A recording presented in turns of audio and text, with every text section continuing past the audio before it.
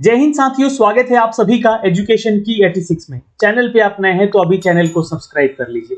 बिहार में शिक्षकों की बहाली को लेकर यहां से लगातार आपको अपडेट तो दिए ही जा रहे हैं, लेकिन आप अगर अन्य वैकेंसीज की तैयारी में हैं, जो भी छात्र यहां पे तैयारी कर रहे हैं, उनसे रिक्वेस्ट है कि आप बिहार बीपीएससी या फिर अन्य वैकेंसीज के अपडेट पाने के लिए हमारा kyeducation.in का वेबसाइट विजिट करते रहिए, जहां पे लगातार आपको नए अपडेट, नई वैकेंसीज के रिजल्ट से, एडमिट कार्ड से, बिहार जॉब से, रेलवे जॉब से या किसी भी डिपार्टमेंट से वैकेंसीज अपडेट आ रही है, हम आप तक वहां पे साझा कर रहे हैं। आप योजनाओं के बारे में जानना चाहते हैं, बिहार सरकार से लेकर केंद्र सरकार तक आपको वहां पे देखने को भी मिलेगा। तो जाइए विजिट कीजिए kyeducation.in। यहाँ पे आपको लिंक चल रहा होगा या डिस्क्रिप्शन में हमने लिंक भी दे दिया है। दोस्तों, आज का ये वीडियो इंपॉर्टेंट है क्योंकि बिहार में शिक्षकों की भर्ती को लेकर लगभग 7,000 से भी ज्यादा स्पेशल एजुकेटर की वैकेंसी का अपडेट दिया गया है। आज कहां दिया गया है? तो ये जनता दल यूनाइटेड के ऑफिशियल वेबसाइट ट्विटर हैंडल पे दिया गया है। दूसरी चीज कि बिहार में कंप्यूटर टीचर को भी लेकर यहाँ पे करीब 28,000 वैकेंसी के अपडेट दिए गए हैं।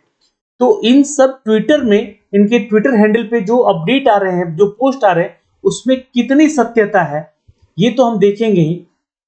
लेकिन यहां पर एक सवाल बनता है कि बिहार में अगर कंप्यूटर टीचर की रिक्रूटमेंट हो रही है तो बहुत साल के बाद हो रही है, तो इनको उम्र सीमा में छूट देनी चाहिए। पहला मांग यहाँ पे हर एक छात्र का है कि कम से कम जो 21 से लेकर 37 साल तक का एज लिमिटेशन है यूआर कैटेगरी के छात्रों के लिए, उसको 37 से बढ़ाकर एटलीस्ट 45 ईयर तक कर देना चाहिए।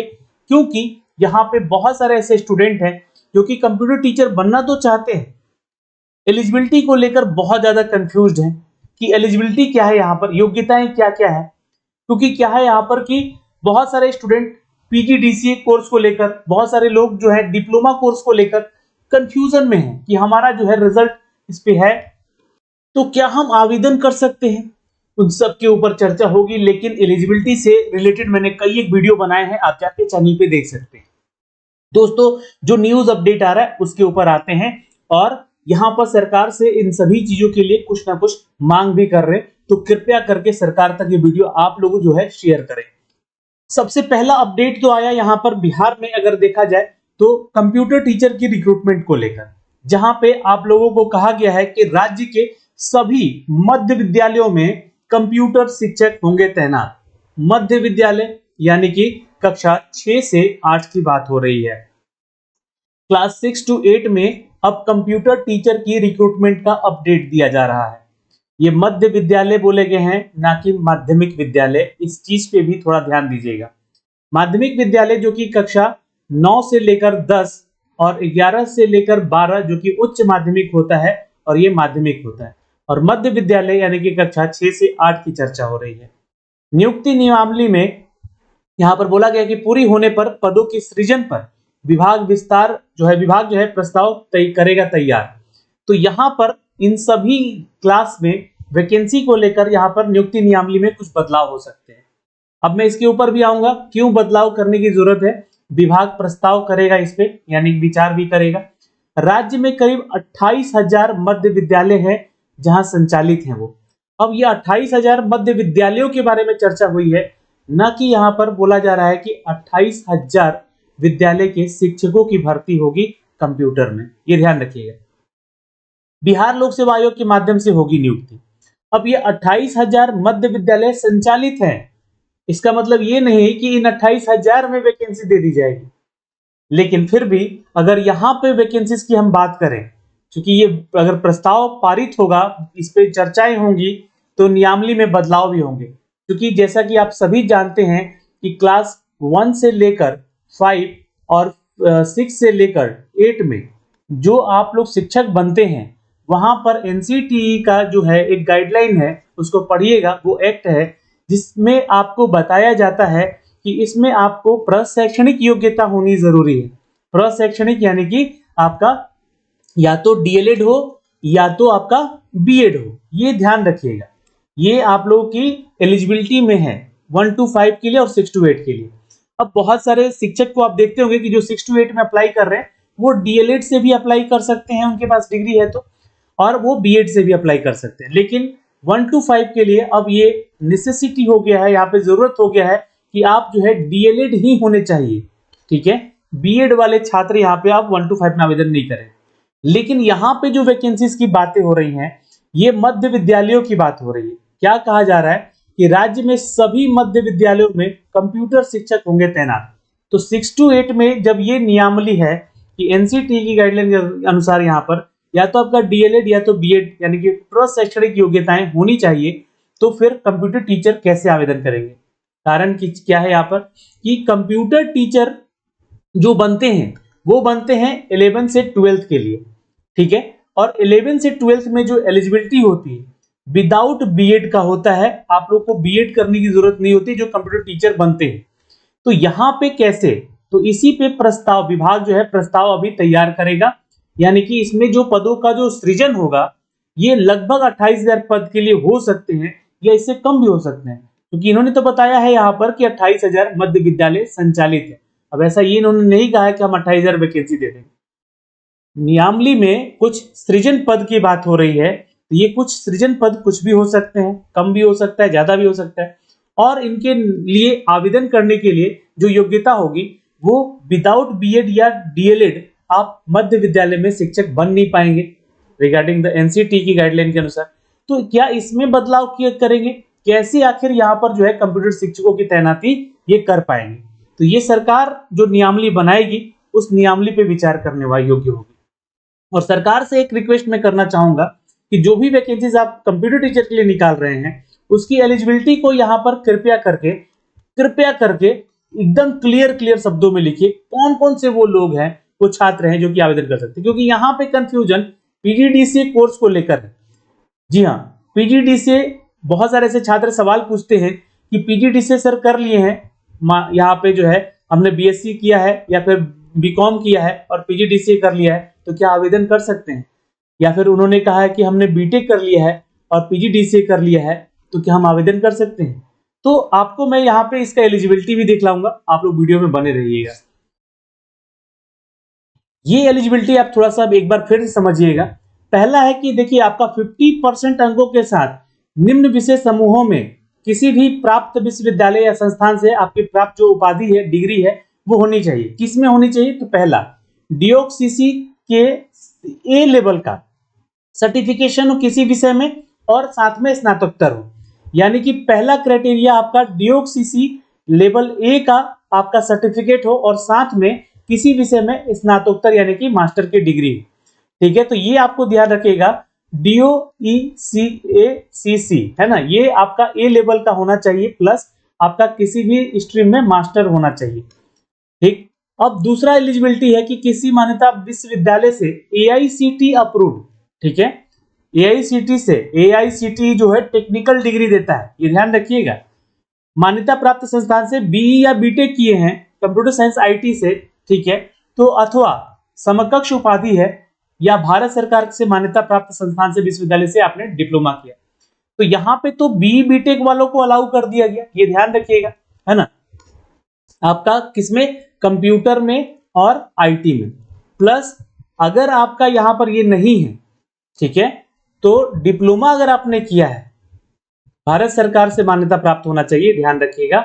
मान्यता प्राप्त संस्थान से विश्वविद्यालय से डिप्लोमा किया है तो भी आप आवेदन कर सकते हैं। लेकिन ये डिप्लोमा जो है आफ्टर 10th नहीं होना चाहिए, ये आप लोग ध्यान रखिएगा, क्योंकि ऐसी स्थिति में डिप्लोमा जो है आपका 10th नहीं 12th पास होना चाहिए। बहुत सारे जगह पे बहुत सारे स्टूडेंट जो है 10th पास करके जो है यहाँ पर एलिजिबिलिटी अपना धारण किए और यहाँ पर डिप्लोमा किए, तो उनको यहाँ पे एलिजिबिलिटी से बाहर किया गया है, ठीक है। लेकिन इस पे अभी कंफर्मेशन नहीं है, लेकिन आप लोगों से और मैं विनती करूंगा कि कृपया करके इस वीडियो को शेयर कीजिए ताकि सरकार इसके ऊपर संज्ञान ले और ये डिप्लोमा वाली डिग्री को यहाँ पे कौन आवेदन कर सकते हैं, आफ्टर 10th डिप्लोमा हो या 12th पास डिप्लोमा हो। तो मेरे अनुसार तो जहां तक यह लगता है कि 12th के बाद जो डिप्लोमा होता है वो as a like graduation degree हो जाता है यहाँ पे। तो आप लोग जो है ग्रेजुएट होंगे तभी तो 11-12 के बच्चों को पढ़ा पाएंगे, सीधी सी सवाल है यहाँ पे, ठीक है। ये नहीं तो AICTE अप्रूव्ड आपका डिग्री हो तो आप पढ़ा सकते हैं बीई बीटेक इसमें कंप्यूटर साइंस आईटी में। अथवा यानी कि इसके अलावा किसी मान्यता प्राप्त विश्वविद्यालय से AICTE से मान्यता प्राप्त संस्थान से स्ट्रीम में बीई बीटेक हो। अब मान लीजिए कि आपका किसी भी स्ट्रीम में बीई बीटेक है लेकिन AICTE अप्रूव्ड होना चाहिए, और कंप्यूटर में पीजीडीसी है तो आप आवेदन कर सकते हैं। बिल्कुल यहाँ पे देखिएगा बीई बीटेक जो है आपका होना चाहिए किसी भी स्ट्रीम में, और प्लस में आपका पीजीडीसी होना चाहिए, ठीक है। तो ये आप आवेदन करते हैं। अथवा किसी मान्यता प्राप्त विश्वविद्यालय से कंप्यूटर साइंस में स्नातकोत्तर यानी कि मास्टर या फिर एमसीए हो, या फिर मान्यता प्राप्त से संस्थान से आपका समक्ष उपाधि हो। तो ये तो समझ ही गए, सिंपल सा है, कंप्यूटर साइंस से संबंधित स्नातकोत्तर या फिर एमसीए।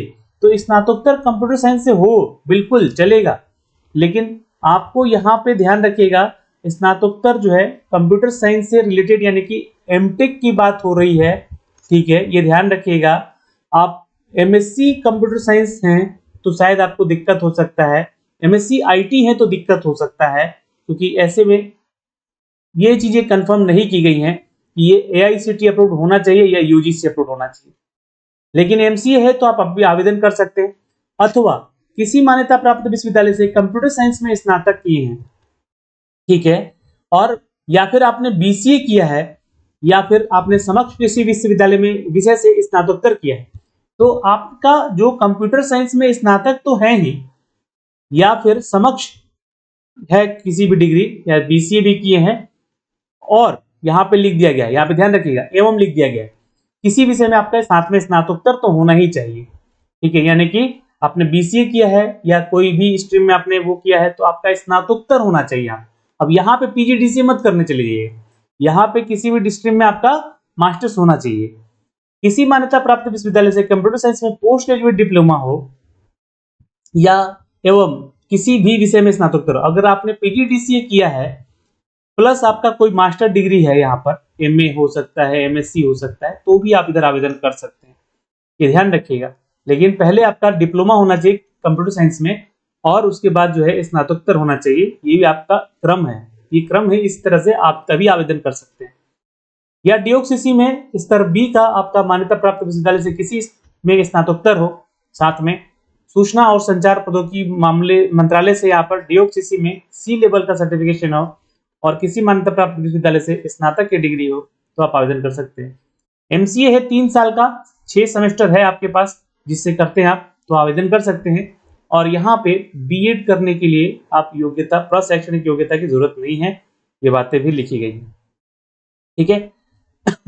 11-12 के तक के लिए कंप्यूटर विज्ञान में शिक्षक पद के लिए नियुक्ति शैक्षणिक योग्यता में अनुसूचित जाति जनजाति को छूट भी दिया जाता है। तो ध्यान रखिएगा यहाँ पे बीएड को लेकर जो है कोई अपडेट नहीं, बीएड वाले छात्रों को करना जरूरी नहीं है यहाँ पे, है ना, यहाँ बीएड की आवश्यकता भी नहीं। तो ये सूचना है, ये आपका एलिजिबिलिटी है, ठीक है। तो कंफ्यूजन सिर्फ यहाँ पे डिप्लोमा को लेकर है कि 10th के बाद डिप्लोमा हो या फिर 12th के बाद डिप्लोमा हो, इसको क्लियर किया जाए। ये सरकार से मांग करनी होगी कि बहुत सारे छात्र आवेदन करते समय कंफ्यूजन हो रहा है।